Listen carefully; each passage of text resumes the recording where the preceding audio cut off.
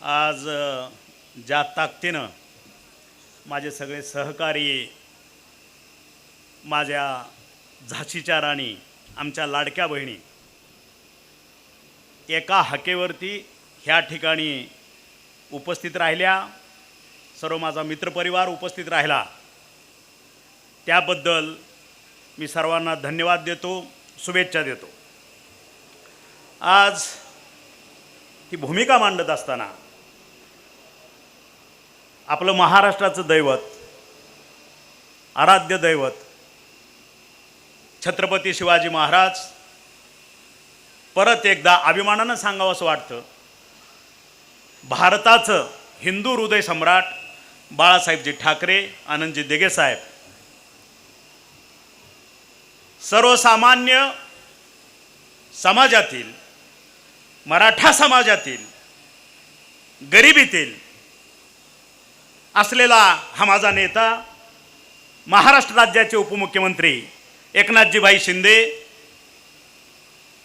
आणि ह्या ठिकाणी अशा कठीण प्रसंगात मागच्या वर्ष 2 वर्षामध्ये मला साथ देत असलेले माझे सर्व पदाधिकारी, जिल्ह्याचे जिल्हाप्रमुख दत्ताअण्णा साळुंके, आपले बाळासाहेबजी पाटील हांडोरीकर, अण्णासाहेब देशमुख, बिभीषण अण्णा खामकर, बाबूराव घुले, त्यानंतर महिलांच्या प्रतिनिधी अर्चनाताई दराडे, आमचे कार्यकर्ते बाळासाहेबजी मांगले, सत्यवानजी गपाट, बालाजी गुंजाळ, आमचे अण्णासाहेब जाधव, प्रवीण गायकवाड, निलेश चव्हाण, राहुल डोके, अलकाताई भालेकर, अश्विनीताई भगत, सारिकाताई अंधारे, घोगरे सर, सुनीलराव जाधवर, महादेव आखाडे, महादेव अंधारे, सुनील भोयरे, युवराज हुंबे, नागनाथ नायकोडी, आमचा शिवारा तो 24 तासच असतो, वैजनाथ ममाने, जयदेव गोपने, उद्धवजी साळवी, विकी चव्हाण, एवढी नावं घ्यावीच लागत नाही तर परत राग यायचा। आणि ह्याच्याशिवाय सुद्धा जे व्यासपीठावर नाहीत, समोर बसून ऐकतात, आता आमचा दिलीप तेलंग अतिशय लाडका माझा बसलाय समोर, ते म्हणजे माझं नाव कसं नाही, असे सगळे असंख्य कार्यकर्ते, ह्या सर्वांच्या साक्षीनं मी काही गोष्टी, काही खंत असतील, काही व्यथा असतील, हे आपल्यासमोर मांडतोय।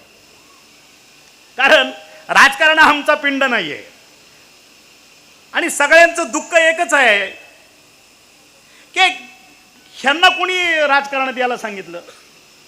मग हा सावंत असेल, हे आमचे संजय नाना असतील, आमचा जाकीरबाई असेल, ह्यांचा काय संबंध आहे राजकारणाचा? कोण हे काय खानदानी आहेत राजकारणातले? हे वारसदार आहे का?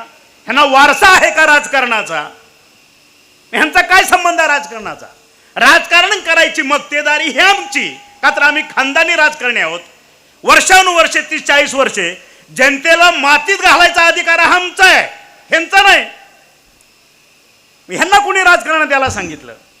आणि 40 वर्षाची तुमची कारकीर्दच ह्या लोकांना जन्म देऊन गेली, हे त्यांनी विसरू नये। ह्यांचा कुणाचाही राजकारणाचा संबंध नव्हता, मान्य आहे आम्हाला, पण राजकारणात ह्यांना जन्म कोणी दिला? राजकारणात ह्यांना जन्म तुम्ही दिला, तुमच्या कर्तृत्वानं दिला, तुमच्या कर्मानं दिला, हे मानावंच लागेल। कारण आज हे अभिमानानं ही लोक सांगतायत, आता सध्या सुद्धा सांगतायत चालू, की धाराशिव जिल्हा हा भारतातला 3 नंबरचा मागासलेला जिल्हा। काका, अण्णासाहेब बरोबर आहे, जिथं तुम्ही मांडीला मांडी लावून बसत होता त्यांचंच कर्तृत्व होतं नाही, जिल्हा मागासला ठेवायचं काम कोणी केलं? तुम्हीच केलं। आणि तुमच्या वरिष्ठांनी केलं, तुमची पिढी तेच करते, वेगळं काय? आणि म्हणून कुणाला तरी यावं लागतं, जनता कुणालाचा तरी पदर पकडते आणि त्याला पुढं करून सांगते की हा आमच्यावर अन्याय करतो, कुणीतरी उभा राहणं गरजेचं आहे। पण आतापर्यंतची जर व्यवस्था आपण बघितली की असंतोष भरपूर असतो, त्याला वाचा फोडणारा कोणीतरी लागतो। पण इतिहासकालीन आतापर्यंत शब्द प्रचलित झाला आहे, छत्रपती जन्माला पाहिजे पण तो शेजारच्या घरात, म्हणजे त्याची फळं आपल्याला मिळाली पाहिजे। स्वराज्य त्याचे सर्व जे काही फायदे आहेत ते मिळाले पाहिजे, पण त्याचे जे कष्ट आहेत ते दुसऱ्याच्या घराला, जिथं जन्मला शिवाजी महाराज, छत्रपती शिवाजी महाराज, तिथं त्याला भोग जे जे असतील ते त्याला मिळले पाहिजे, हा त्याचा अर्थ आहे. आणि म्हणून तुम्ही बघितलं असेल 2019ला माफक काम होतं, शिवजल क्रांती असेल, आणखी छोटी मोठी कामं असतील, त्याच्यात तुम्ही 33,000 मतांना निवडून दिलं. काम नाही, निवडून दिलं 33,000. परत काम केलं प्रचंड. मी परत आव्हान करतो ह्या व्यासपीठावरनं माझ्या सर्व कार्यकर्त्यांना आणि जे कोणी लपून छपून ऐकत असतील त्यांना, महाराष्ट्राची निर्मिती झाल्यापासून आजपर्यंत ह्या मतदारसंघात जो निधी आलाय तो एकत्र करा आणि तानाजी सावंत आणलेला निधी एकत्र करा. त्याच्यापेक्षा 1 रुपया जर जास्त नसेल तर मी आत्ता सुद्धा राजीनामा द्यायला तयार आहे. माहिती घ्या. हे सगळं केल्यानंतर सुद्धा, एवढं काम केल्यानंतर सुद्धा माझ्या कार्यकर्त्यांच्या अंगातनं घामाच्या धारा, कुणाला अटॅक होतोय, कुणाला काय होतंय मतमोजणीतनं, आणि त्यावेळेस फक्त 1,000-1,500 मतांना आपण निवडून येतो. ही माझी खंत आहे, ही माझी शोकांतिका आहे. राहिला विषय ह्या मंत्रिपदाचा, मला त्याच्याशी काय देणं घेणं आहे. कारण मंत्रिपद हे जनतेच्या हृदयात असलं पाहिजे, त्याच्यावरती राज्य करणार असला पाहिजे. त्या मंत्रिपदाचं तुम्ही सोडा, ते काय माझ्या दृष्टीनं फारसं महत्वाचं नाही. हा महत्वाचा मुद्दा आहे, ही खंत आहे. मग मला तेच विचारायचं होतं की बाबा जनतेला का कळत नाही ह्या गोष्टी. विकास तुमच्या उंबऱ्यापर्यंत आहे. ज्या लोकांनी स्वतःच्या गावाला स्मशानभूमी केली नाही 25 वर्षात, ज्या माणसानं स्वतःच्या गावची पाणी पुरवठ्याची योजना 25 वर्षात केली नाही, 2 गोष्टी. तिसरी गोष्ट, जो माणूस स्वतःच्या समोरचा जर रस्ता उकडला असेल तर तिथं स्वतःच्या खर्चानं पाठीवर मुरुम टाकत नाही, आणि इलेक्शनच्या वेळेस, निवडणुकीच्या वेळेस तुम्ही सर्वजण अशाच लोकांना साथ का देता. कदाचित हे प्रारब्ध आहे का ह्या लोकांचं, जे स्वतःच्या संसारावरती तुळशीपत्र ठेवून तुमच्यासाठी राब लाभतात. माझा कार्यकर्ता राब राबतो, उन्हातानात थांबतो, त्याच्या बोलण्याला किंमत नाही, त्याच्याकडं कामं करून घेण्यापुरतं त्याच्या पुढे यायचं, त्याचे उपकार मानायचे, आभार मानायचे, आणि ज्या वेळेस आपला हक्क बजावायची वेळ येते मतपेटीतून, त्यावेळेस कुठल्या तरी आभासी जगात जायचं, भूलथापाला बळी पडायचं, आणि त्यावेळेस बटन मात्र वेगळं दाबायचं, आणि ही अवस्था आपल्यावरती ओढून घ्यायची. ह्याची खंत आहे मला. आणि माझ्या जनतेने जर मला सांगितलं साहेब तुम्ही उभा राहू नका, किंवा माझ्या ह्या सर्व प्रेम करणाऱ्या लोकांना सांगितले साहेब तुमची गरज नाही, राजीनामा द्या, या सगळ्या मंडळीला माहित आहे 1 सेकंदाचा विचार न करणारा माणूस आहे. 2 मिनिटात मी राजीनामा देतो. कारण जिथं लोकांना माझी गरज नसेल तर मलाही त्या ठिकाणी काम करायची इच्छा नाही. आलं लक्षात. हा अतिशय साधा मुद्दा आहे.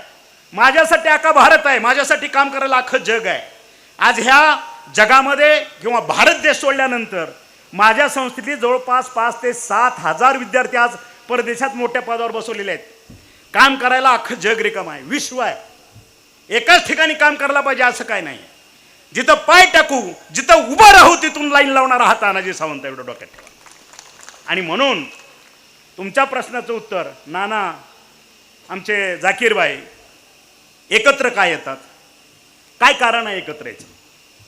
सर्वपक्षीय, आपल्या पक्षातील सुद्धा, शिवसेनेचा फुटलेल्या गटाचं मी बोलतच नाही, आपल्या पक्षातील सुद्धा शिवसेना शिंदे गट आमदारकीला विरोधात होते, हे मान्यच करावं लागेल.